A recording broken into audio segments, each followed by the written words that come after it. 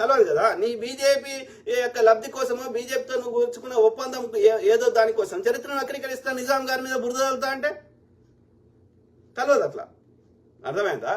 రాముడికి ముత్యాలు ఇచ్చే సాంప్రదాయాన్ని, వస్త్రాలు ఇచ్చే సాంప్రదాయాన్ని స్టార్ట్ చేసిందే ఈ గోల్కొండ కుతుబ్ షాయిలు కదా. ఎన్నో బెనారస్ హిందూ యూనివర్సిటీకి నిధులు ఇచ్చిందే నిజాం గారు కదా. ఒకవేళ వాళ్ళు నిజంగా దుర్మార్గులు అయితే 500 సంవత్సరాలు ఈ ప్రాంతాన్ని పరిపాలిస్తుంటే ఇక్కడ ప్రజలు యొక్క సుభిక్షంగా ఉండరు కదా, రోజు యుద్ధాలు అయ్యేటి కదా, అన్ని హాస్పిటల్ కట్టారు కదా, అన్ని బ్రిడ్జ్లు కట్టారు కదా, అన్ని ప్యాలెస్లు కట్టారు కదా. బ్రిటిష్ వాడు కట్టలేదు కదా. వాడు ఎత్తుకోవడానికి కావాల్సిన రైళ్లు కట్టుకున్నాడు. రైల్వే ట్రాక్లు ఎందుకు వేసుకున్నాడు వాడు బ్రిటిష్ వాడు? ఇక్కడ ముడిసరికి ఎత్తుకోవడానికి వేసుకున్నాడు. లేదంటే దేశంలో ఎవరైనా గొడవలు చేస్తే, అల్లర్లు చేస్తే ఒక ప్రాంతం నుంచి ఒక ప్రాంతానికి సైనిక బెటాలియన్ ని పంపించి మన యొక్క రివోల్ట్ ని అప్రెస్ చేయడానికి, ఈ దేశాన్ని మన గుప్పిట్లో ఉంచుకోవడానికి వాడు రైలు వేసుకున్నాడు. మన కోసం వెళ్ళే